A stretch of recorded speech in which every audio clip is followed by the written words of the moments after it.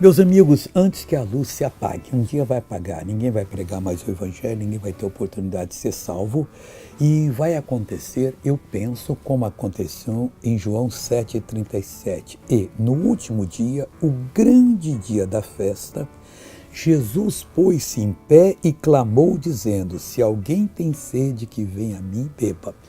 Eu penso que vai haver um reavivamento mundial como nunca houve, porque a glória da última casa é maior do que a primeira. E as pessoas vão ter oportunidade de aceitar Jesus. Ele vai se pôr em pé através dos seus servos e vai clamar, dizendo: se alguém tem sede, que venha a mim e beba. E aqueles que vierem, e para muita gente hoje é o último dia. As estatísticas dizem que todo dia milhares de pessoas morrem. Essas pessoas precisam ver que Jesus está em pé através do servo dele, clamando: tem sede, venha a mim e beba, e sejam salvos. Se você não é salvo, aproveite agora. Veja essa pessoa que foi abençoada e já voltou. Quanto tempo você usa essa muleta, Maria? 6 anos. E por quê? Porque eu estava com começo de artrose e levei um tombo. Levou um tombo.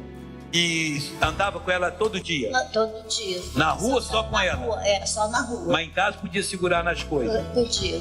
Então mostra como é que você andava na rua agora. Não, primeiro mostra. Na rua. Mancando. Mancando.